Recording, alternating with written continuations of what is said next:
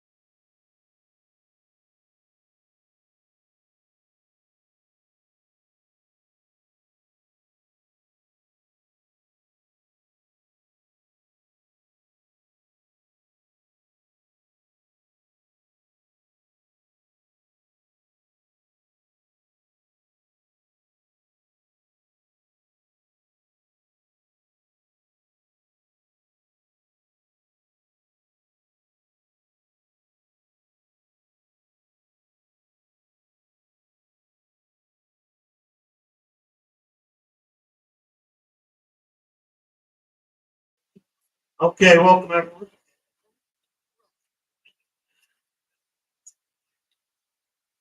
There's a couple of new people here, which is fine, but I need to remind you that if you're new, this is the address for the YouTube channel.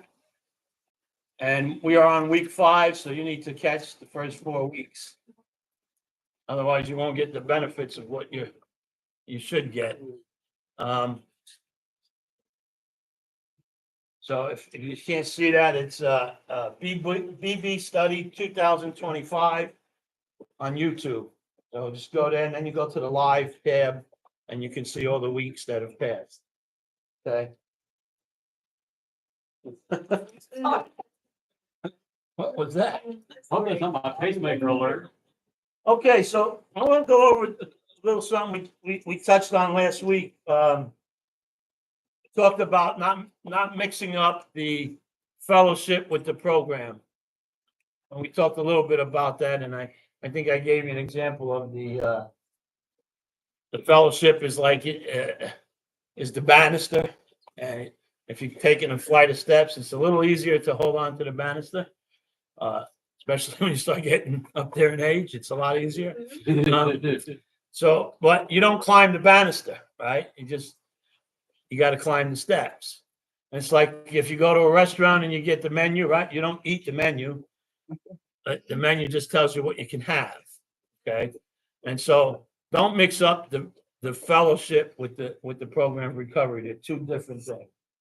Somebody said one time that the fellowship is like a hospital. When you go to the hospital, that's the fellowship. But you don't get well just because you went to the hospital. When you take the steps, that's the surgery. Okay. So I wanted to just touch on that. It's important. And then the other thing is, you hear this all the time in meetings. I just heard it again. That's why I made a little note to talk about it.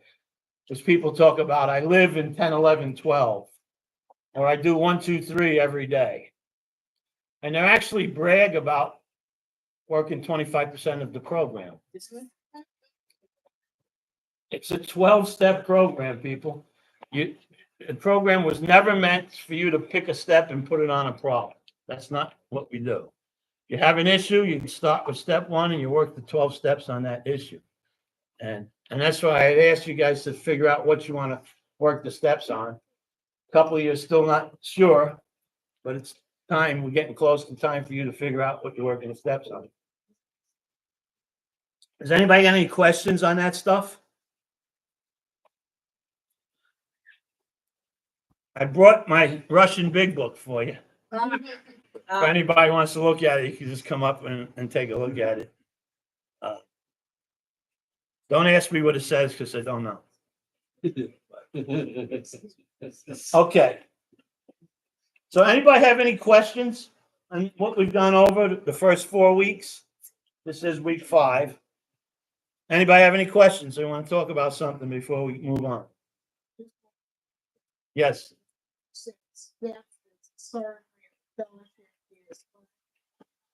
The hospital. Yeah. That's Yeah, and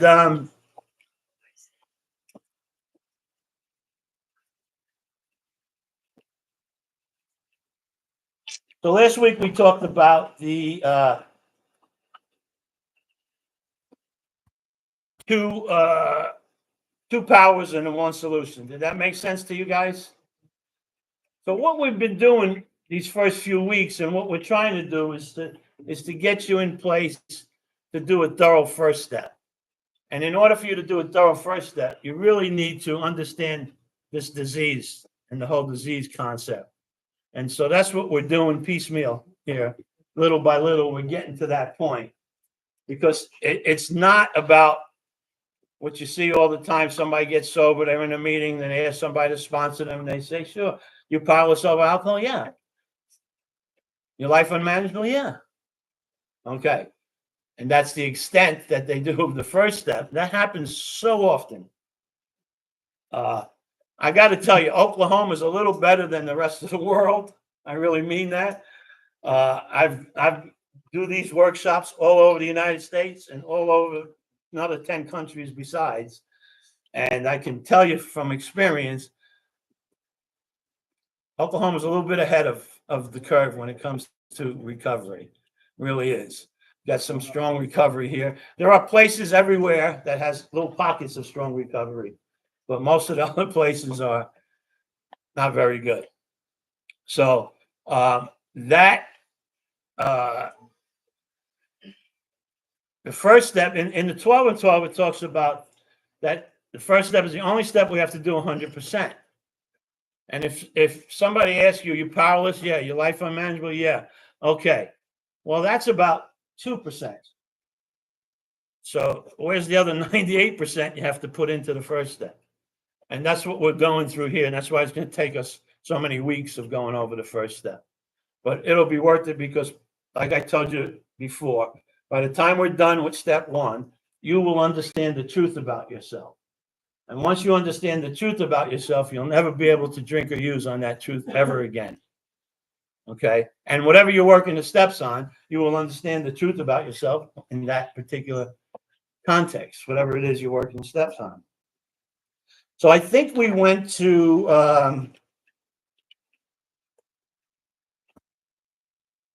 I think we're on page 17.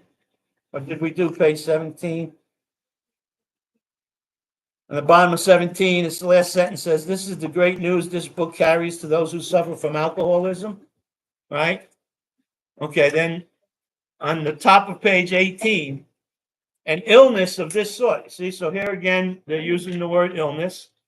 And I don't know if you are keeping track of all the times it says body and mind and mental and physical, but I tell you there's 156 times that it does that. So an illness of this sort, and we've come to believe in an illness, involves those about us in a way no other human sickness can. And he gives an example: if you have cancer, people feel bad for you, but not if you're an alcoholic. Everybody talks about yes, So if you go down to the fourth paragraph, the whole paragraph is in italic. It says, "But the ex-problem drinker who has found this solution, who is properly armed with facts about himself, can generally win the entire confidence of another alcoholic in a few hours. Until such an understanding is reached, little or nothing can be accomplished." Now, so that whole paragraph is in italics. So why? Let's look at it and let's talk about it for a minute. So he's talking about finding this solution, not something that you learn in a treatment facility or something you learn from somebody else that sharing what they think the program is. This solution right out of the book. The solution is here in the book. That was proven when AA first began back in the 1930s. There would be, I think we talked about this before, there was a lady in Kansas heard about the program and she wrote a letter to New York and they sent her a big book and she gave it to her husband and he studied the book and he got sober, right? So via the mail, the guy got sober. There was nobody else around carrying the message to him. So the proof of that is that The program is right here. The solution is right in the book. Okay. So once you find this solution, when you find this solution, you have to be properly armed with the facts about yourself, because that's what this solution takes you to. And then he says, you can generally win the entire confidence of a non-alcoholic in a few hours. Until such an understanding is reached, little or nothing can be accomplished. What does that mean? That means that until somebody comes, when somebody comes in these rooms, until they relate to something or someone, they can't really begin to get sober.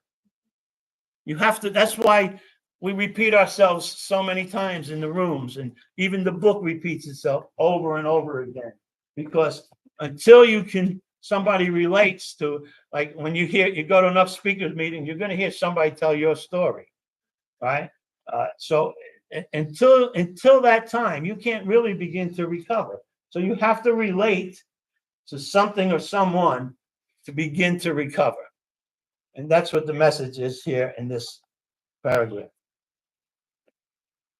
And you see what he says, that the man who's making the approach has had the same difficulty, that he obviously knows what he's talking about.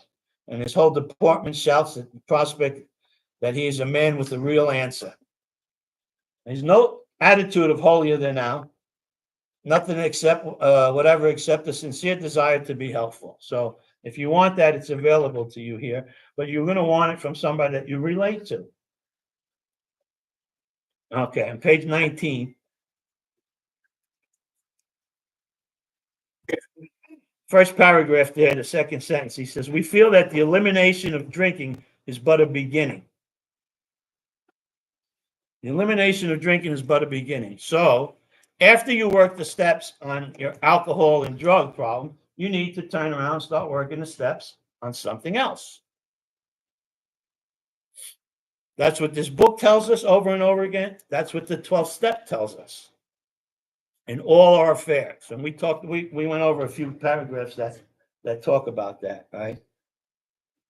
So Bill says a much more important demonstration of our principle lies before us in our respective homes, occupations, and affairs. So homes, in our house, where we work, that's where you want to see if you're really sober and if you're really practicing principles in your life. At home and at work. Okay. And chances are you need some help there.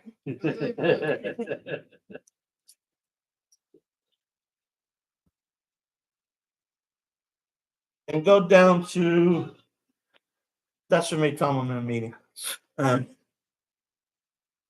Let's go to the third paragraph down. It says, we have concluded to publish an anonymous volume setting forth the problem as we see it. We shall bring to the task our combined experience and knowledge. This should suggest a useful program for anyone concerned with the drinking problem. So we did this in week 1. The recovery part of the program is broken into 3 parts. Remember that? What is the problem? What is the solution? What is the program of action? And this is telling you about what is the problem. Okay. So he says, of necessity, there will be discussions of matters medical, psychiatric, social, and religious. We're aware that these matters are, from their very nature, controversial. Nothing would please us so much as to write a book which would contain no basis for contention or argument.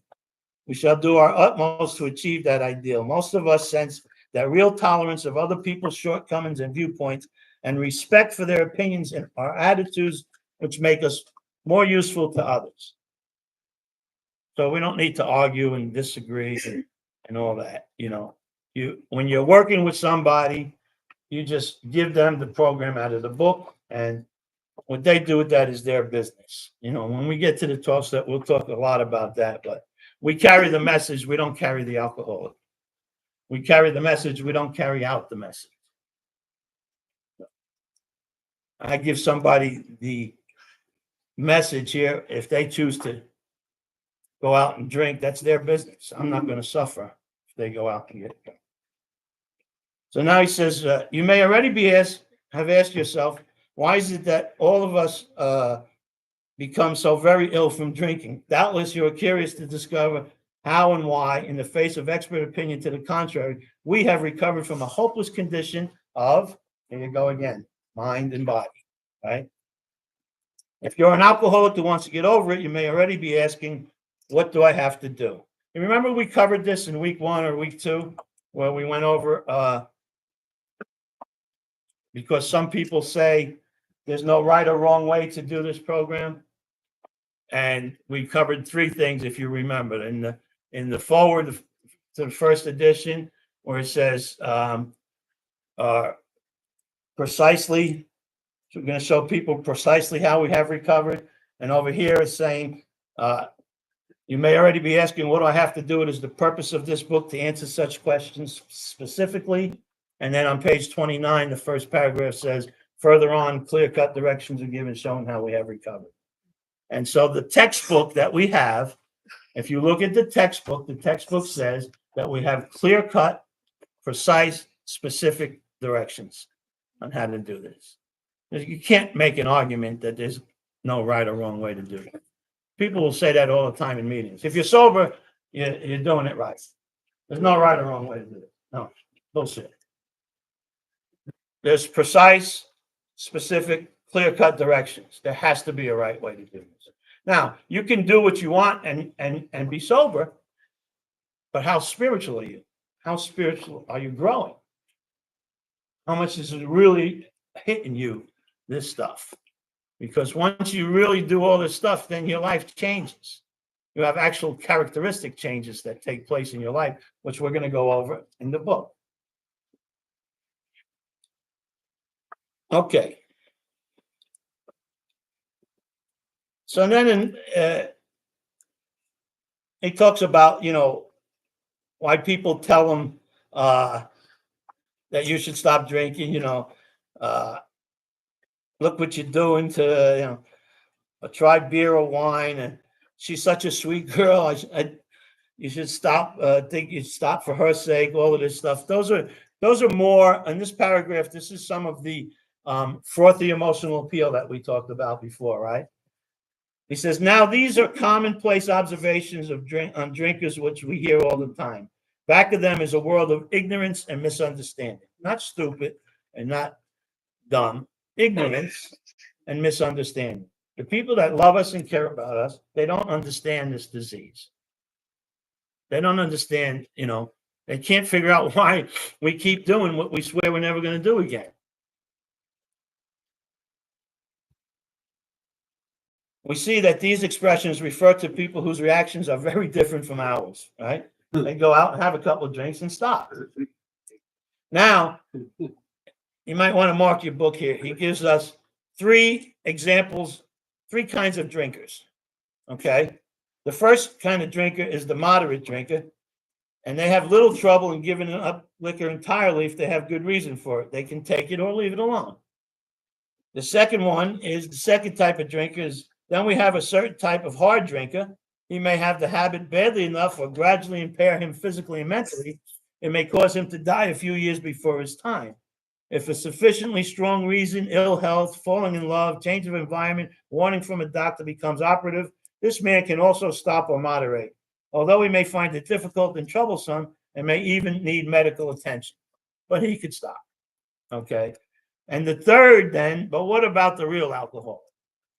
Now, I shared with you already that most of the people that come to AA today are not real alcoholics.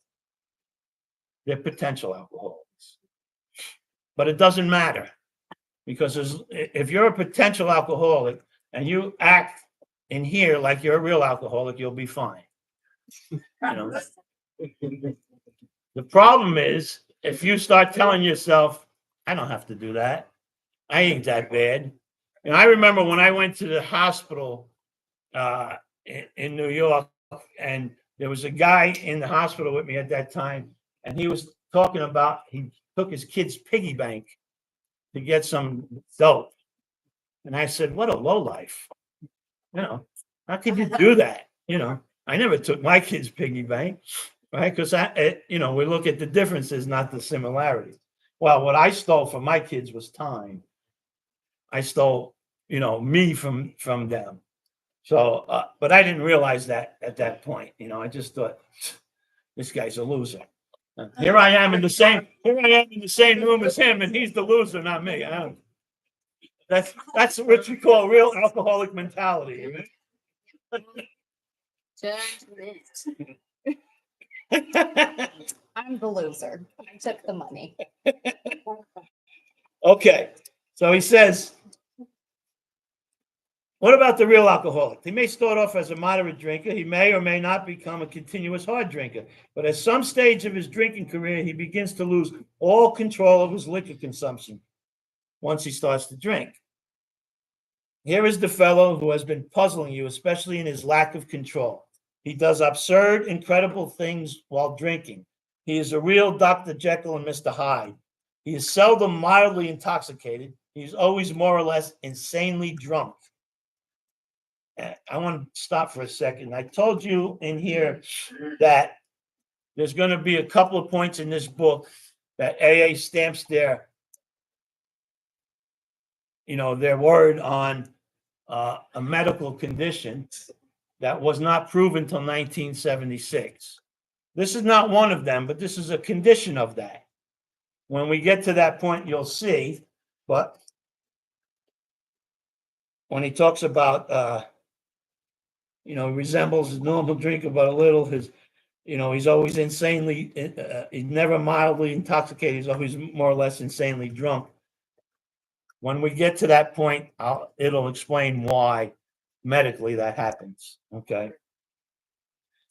He may be one of the finest fellows in the world, yet let him drink for a day, and he frequently becomes disgustingly and even dangerously antisocial.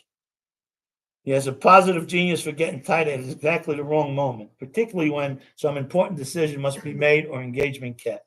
He is often perfectly sensible and well-balanced concerning everything except liquor. In that respect, he is incredibly dishonest and selfish. I think we used Ricky as the example of the log cabin. Remember that? She kept putting her hand on the hot wood-burning stove. And I said, when it comes to wood-burning stoves, Ricky ain't got a damn bit of sense. How's your hand doing, by the way? It's good, but same issue with men.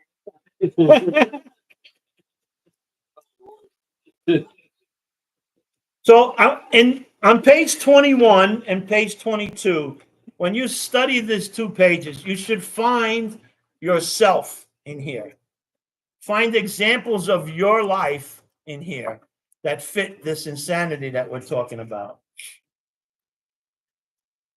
So now let's go back. Let's go to the bottom of 22. He says, we know that while the alcoholic keeps away from drink, as he may do for months or years, he reacts much like other men. We're equally positive that once he takes any alcohol, whatever, into his system, something happens, here we go again, both in a bodily and mental sense, which make it virtually impossible for him to stop. The experience of any alcoholic will abundantly confirm this. These observations, what observations? The observations I just read, that whenever he takes any alcohol, whatever, into his system, something happens both in a bodily and mental sense. So he's saying these observations would be academic and pointless. That just means it wouldn't mean shit, really. If he wrote that today, he'd probably say it wouldn't mean shit. But these observations would be academic and pointless. So our friend never took the first drink, thereby setting the terrible cycle in motion. Therefore, the main problem of the alcoholic centers in his mind rather than his body. And we went over this already, right? I asked you, what can you do something about your mind or your body? And you can do something about the physical part of your disease. You could not put it in your system. But you cannot not think. Okay? So, in fact, if you try to not think about alcohol, you'll probably think more about it. So you cannot not think, but you can not put it in your system. It may be very difficult, but it's possible. So if there's anything you could do about the disease you have, it's the physical part. And while we're on that topic, it's important to understand that once you're sober, just anybody like really new here today? Like new? Well, how long are you sober? Yesterday. Yesterday. Oh. That's pretty damn new. Okay. Well, glad you're here. Later here, so I'm not talking of you, but let's say you had a month sober, okay? If you had about a month sober, or even a few weeks sober, then the physical part of this disease never comes into play, ever. Never comes into play. It might still come into play because it's still in your system. But you give it a week or 2 weeks sober, the physical part of this disease never comes into play. You will never suffer from the physical part of your disease again, unless you succumb to the desire. Therefore, the main problem centers in his mind rather than his body. You get that? That's what we're talking about here. Because you can be 3 weeks sober and you won't have any issues with the physical part of your disease, but you'll be saying, after 3 weeks, I've been good, Surely this time it'll be different. That's probably the greatest lie there. This time it'll be different. I could do it, it's not going to bother me. I'll be okay. I'll just take a drink, And then once you put that in your system, you start all over again with the problem. Okay. So then the physical part does come into play. But if you're sober, the physical part has absolutely nothing to do with you anymore. A week or two sober, forever. You'll never have to deal with the physical part of your disease again. All right, so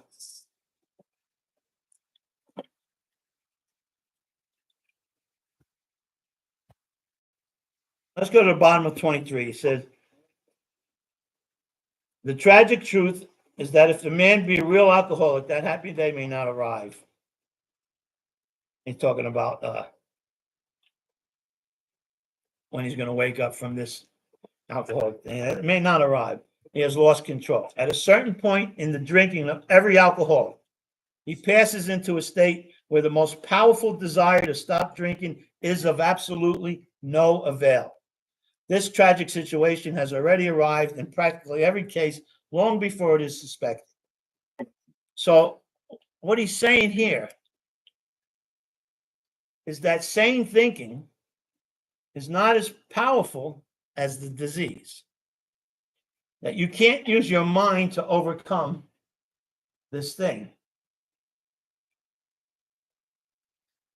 Because the most powerful desire to stop drinking is of absolutely no avail. He doesn't say probably won't work, might not work. He's saying it's absolutely of no avail.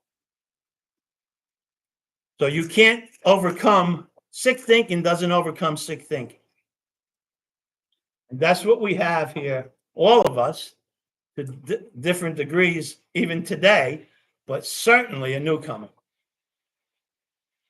Certainly a newcomer. That's why I always get a kick at somebody in the meeting, and they talk about how great this program is and everything's going great. And next week they'll have 30 days, That's great. We've all been there. But the fact of the matter is that person has no idea of why they're sober. They have to learn this stuff. And it's your job as the sponsor to teach them that.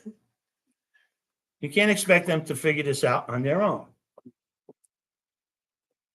Okay, the fact, and here's some more italic now. The fact is that most alcoholics, for reasons yet obscure, have lost the power of choice in drink. Our so-called willpower becomes practically non-existent. We're unable at certain times to bring into our consciousness with sufficient force the memory of the suffering and humiliation of even a week or a month ago, or even yesterday. We're without defense against the first drink. So when he says the consciousness with sufficient force, the memory of the suffering. So I can't think about that. I think I shared with you guys that blackout that I had many, many years before I got sober. I was at an after-hour joint in the Bronx, and I ordered another drink.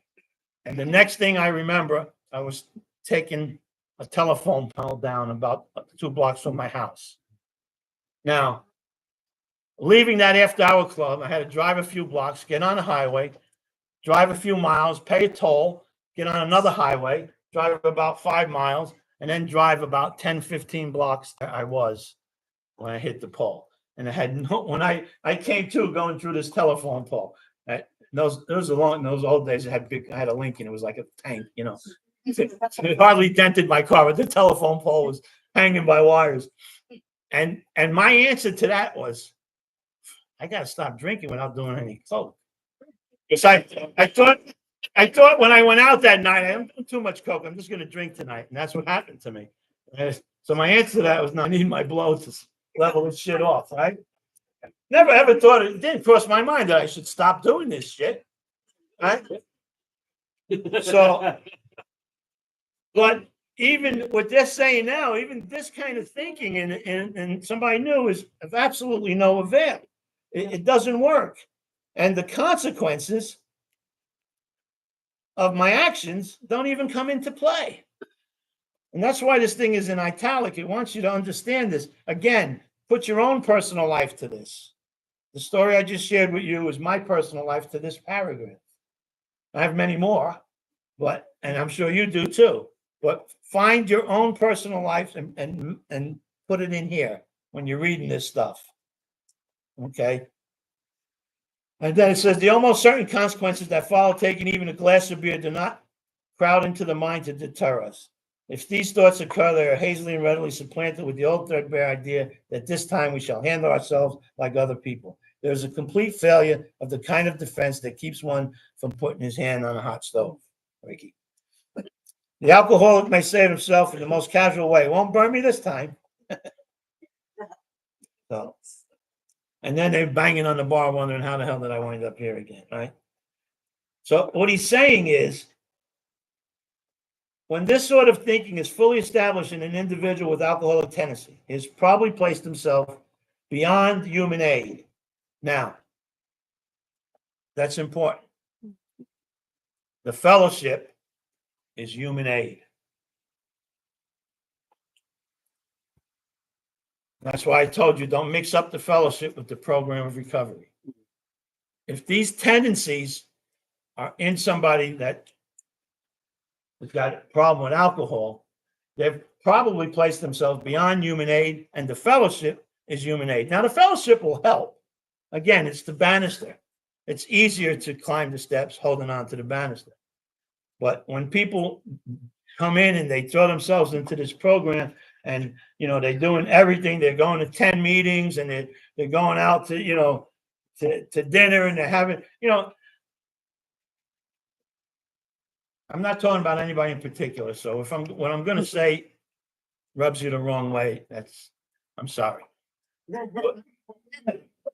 But the truth of the matter is, a lot of people come into Alcoholics Anonymous and they never had a friggin' life. They didn't.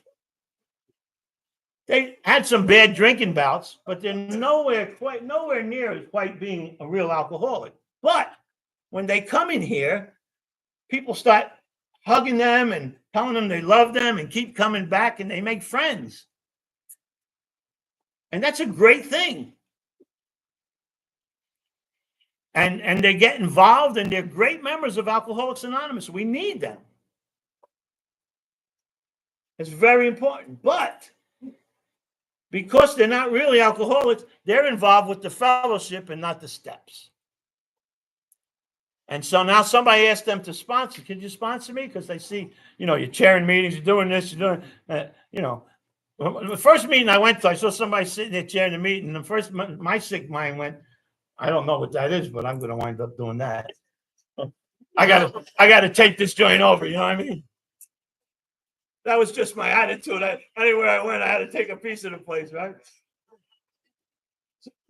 So that was my attitude, right? I don't know what that guy's doing, but I'll be doing that. So what happens is somebody sees that and they think, oh, this person is, it's kind of like I said to Deb a few weeks ago. I don't know if you remember, Deb. I said, we were both sitting at the table there, and I said, I don't ever call on people that walk in late to a meeting. I never call on that. If I'm chairing a meeting and you walk in late, I will not call on you. I don't care if I love you more than anybody in the room. I will not call on you, because it's a bad message I'm putting out. Because 100 people in the room and you walk in 5 minutes after the meeting, what's this newcomer thinking? You must be really important because you just walked in and they're calling on you. Why not calling on the people that are on time here? It's a bad message. You know, if I'm chairing a meeting, you want to share, get there on time and I'll call on you. If you're not, I won't call on you. And it's a bad message. And so what I'm saying to you now is that the newcomer looks at these things. They look at people that are involved in the fellowship and they admire them, and then they ask them to sponsor them. And that's where the problem comes in, because this person that's not a real alcoholic is not giving themselves to the steps. They're giving themselves to the program. They tapped into one of the powers, or maybe both of the powers, the power of the fellowship and the power of God, but they didn't tap into the solution.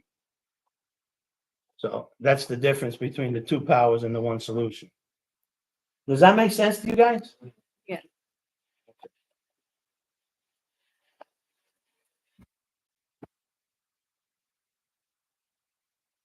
All right. So on page 25,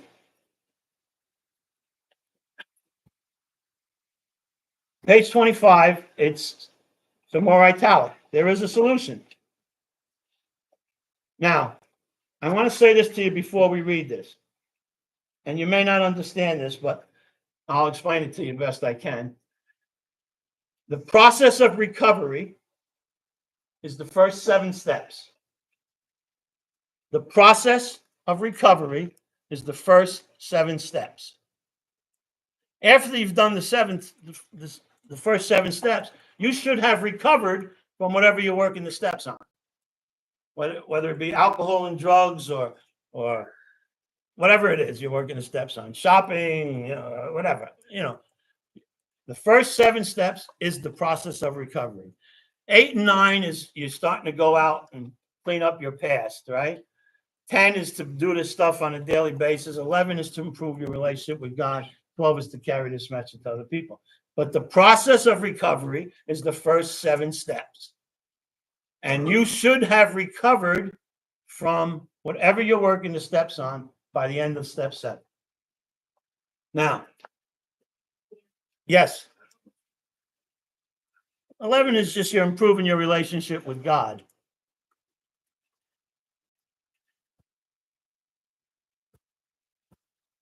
Okay. So on page 25, first paragraph, there is a solution. Now, as we read this, I'll read them out to you, but you know what they're going to cover here? They're going to cover the first 7 steps. There is a solution. Almost none of us like the self-searching, step 4. The leveling of our pride, that's all step 4.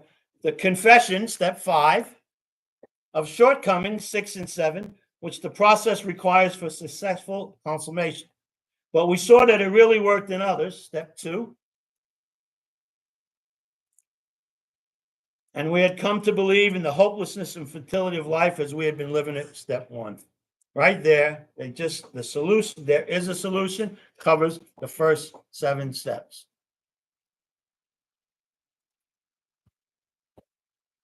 I know somebody's sitting here right now and going, well, why we got 12 steps? Why is there 5 more steps? And they are because you have some records of your past you got to clean up. And then there's a practice of doing this stuff on a daily basis. And there's also the idea of improving your relationship with God and then carrying the message to other people. But the inside job is the first 7 steps. Does that make sense to you guys?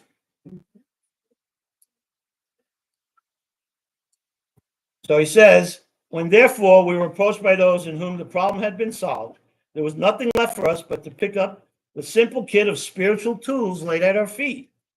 We have found much of heaven and have been rocketed into a 4th dimension of existence, of which we had not even dreamed. If you do not know what the 4th dimension of existence is, raise your hand. Good. Thank you. And for the rest of you that didn't raise your hand that don't know it,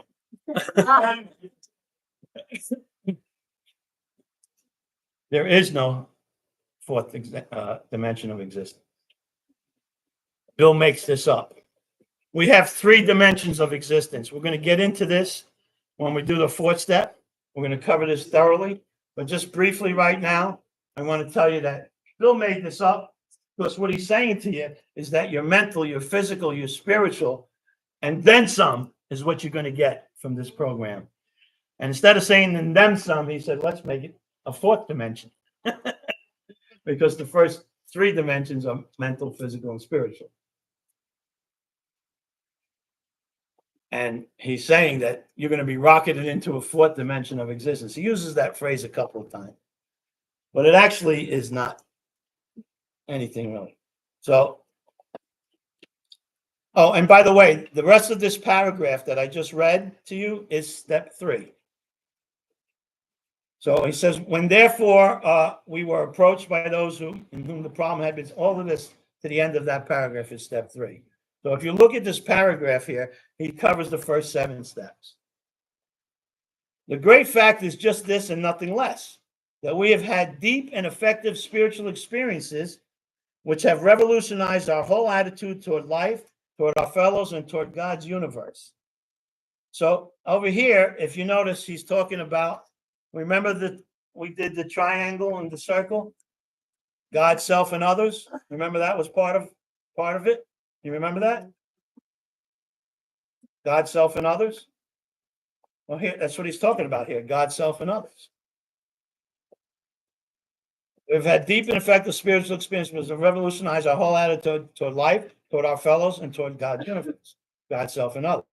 Now, an interesting thing here, there's an asterisk next to experiences, and it talks about the spiritual experience in the back of the book, but we're not going to go there yet. We're not going to look at that. To me, more interesting than that is the word experiences. It's plural. It's plural. So he doesn't say that we have had deep and effective spiritual experience. He's saying that we've had deep and effective spiritual experiences. Why do you think that's plural? Why do you think he says experiences? You what? As you change and grow, you get more experience. As you change and grow, you get more experiences. Yes. There's a Also- variety of them. It's a variety of them. Yes.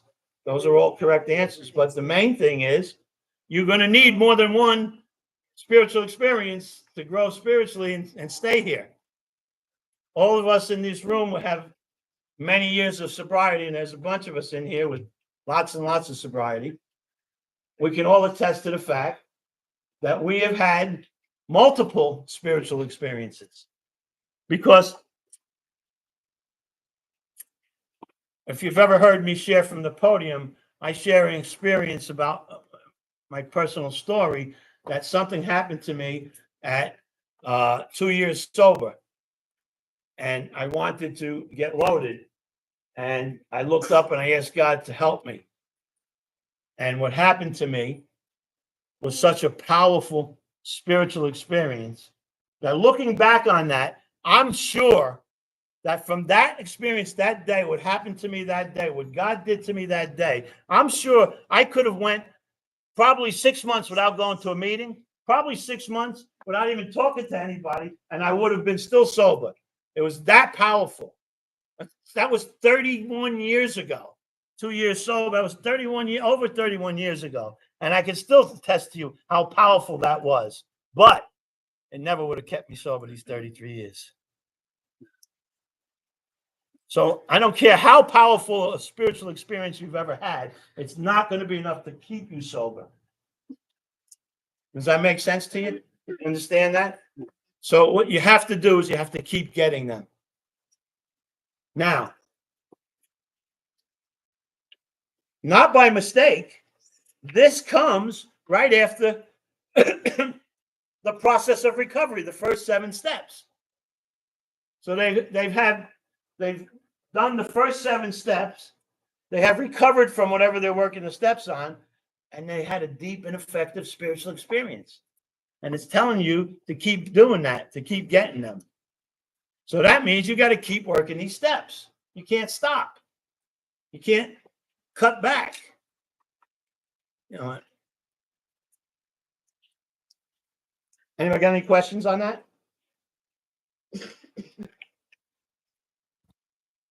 Okay. So now the next paragraph, he says, if you are as seriously alcoholic as we were, we believe there is no middle of the road solution.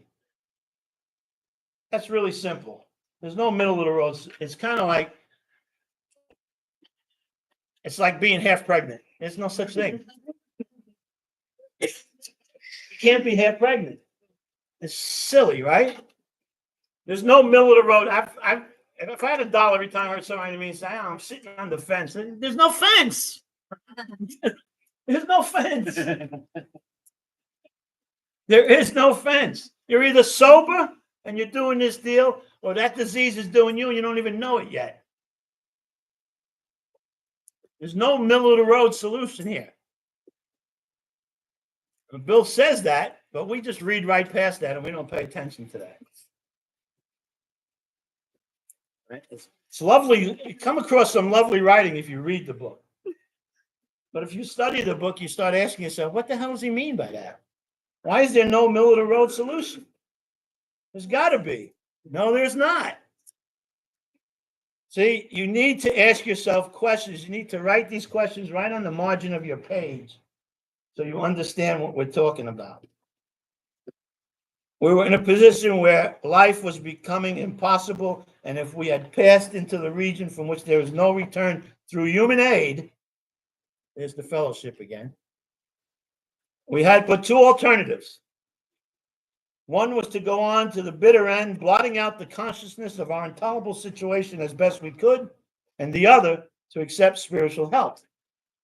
This we did because we honestly wanted to and were willing to make the effort. Now, you know, a normal person that just read that couple of sentences would say to themselves, well, why?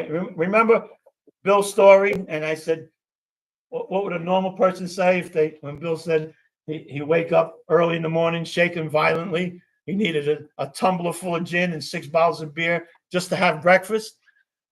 All right. And Bill says, nevertheless, I thought I could still control the situation, right? But I said, if you remember, I said, what would a normal person say to themselves if they saw that in somebody? They say that person is really sick, right? That person needs help. But Bill was like, nevertheless, I still thought I could control the situation. Okay. And so over here, what he's saying here is that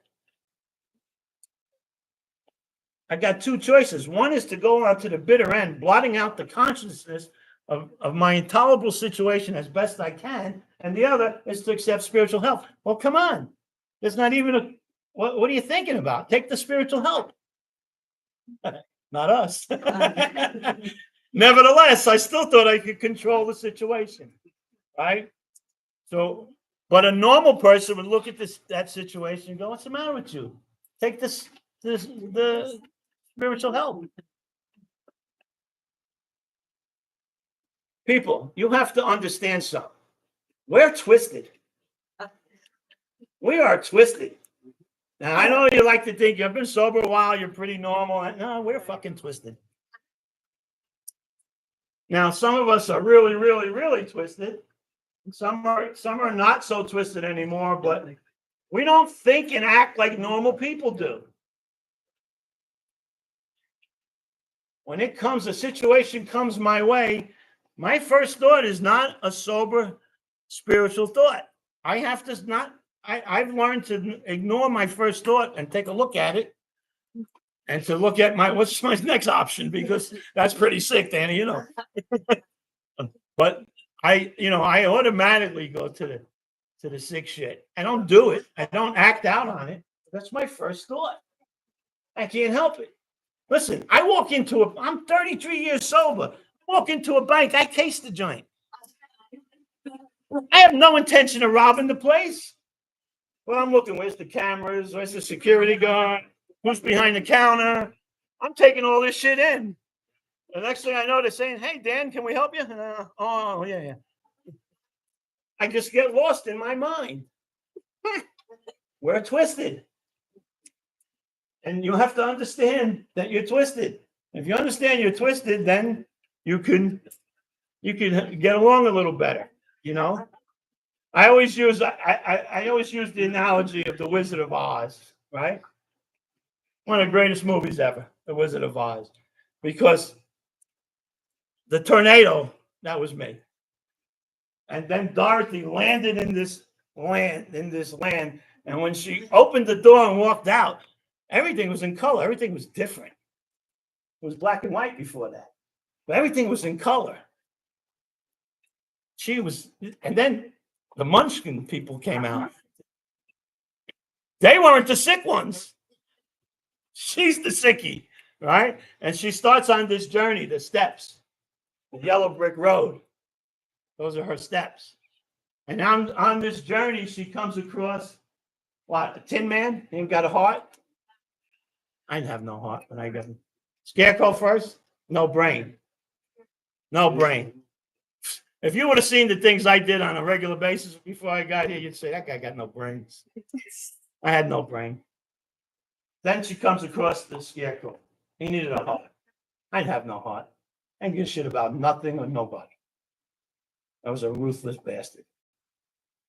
I would tell you that I love my kids more than anything in the world, but the truth was I love my booze and my dope more than anything in the world. And I believe the fact that I love my kids more than anything, but I wasn't there for them like I should have been. But I was there for the booze and the dope. I didn't have a heart. And when she continued on the road, and where'd she come across then? The lion. Courage. Courage. he needed courage. Listen, we need courage to come in here and do this stuff and to leave that old life behind. We have to do that. And when she finally got to AA or Emerald City, right? And she met the powerful Oz, okay? What happened? Huh? He wasn't the powerful God. How many people or things have you put in your life that was a God? Yeah. More than a few, I guess, right? Yeah. But you know why he was great and powerful?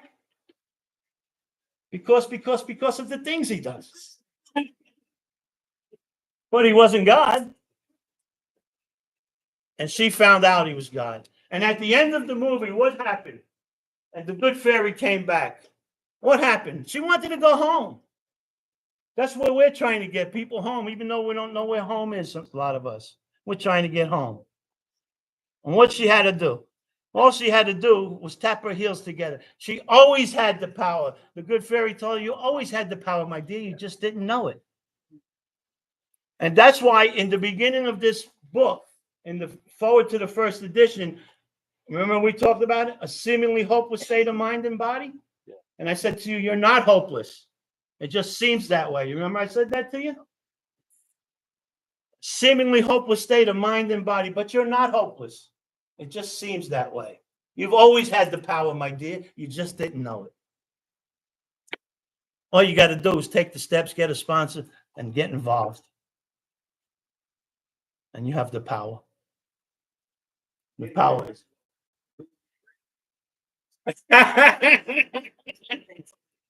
I'm surprised you stayed quiet all this time back there, Mike. All right, so enough for the Wizard of Oz.